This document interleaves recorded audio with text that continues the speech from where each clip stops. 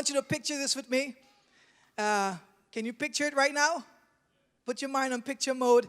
Picture this with me. You're coming home. As soon as you reach home, your spouse says to you, honey, I shrunk the kids.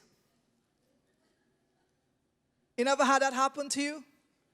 You come home and your spouse says, I'm so frustrated with the children. They're not cleaning up the room. The room have food in it. They're spending too much time on television. Come on now. Too much time on the cell phone, too much time on electronics. They're spending too much time out of the house. They're not doing the chores. They're not doing their homework. The eyes are focused on television, and you become so frustrated that your kids cannot see the potential for their future, and you feel like shrinking them. Has that happened to you? I guess it's just our own kids. Just our family, I guess. Well, we want to learn how we can empower our children to take on responsibility, to learn the concept of maturity. And the Bible always has answer for every question that we have. And one of the scriptures that really helps us in this area is Proverbs 22:6, and I'm sure many parents are familiar with this one here. It says, train up a child in the way he should go, and when he is old, he will not depart from it.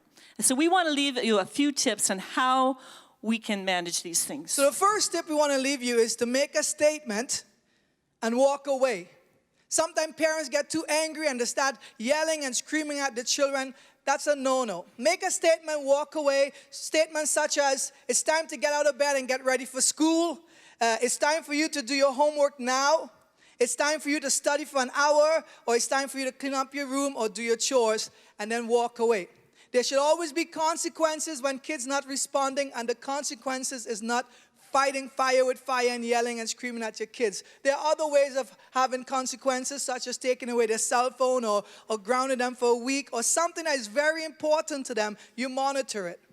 So along with that, we need to place the onus on our children, and we need to delegate the responsibility. Children need to know what the consequences are for the decision, and they'll learn very quickly what the consequences are. And we need to teach them also to make wise decisions.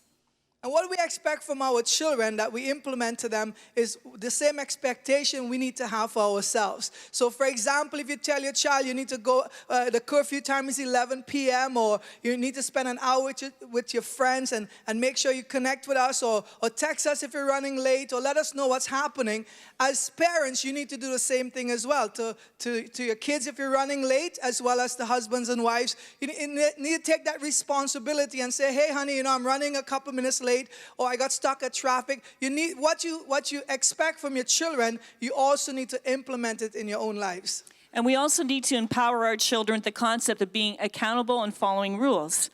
Like in every area of life, we have an employer, we follow rules. We go to school, we follow rules. We have teachers, we follow their rules. So this is an aspect of life. So within the family also we have rules. So it's a natural part of things. So we need to be, there should be expectations from parents. We should have expectations from our family members. The reason why is we want our children to be self-directed, and we want them to be independent in their thinking. We can only do this when we start implementing some of these things. So we just want to help you this week to think of some of these things, and we want to welcome Pastor.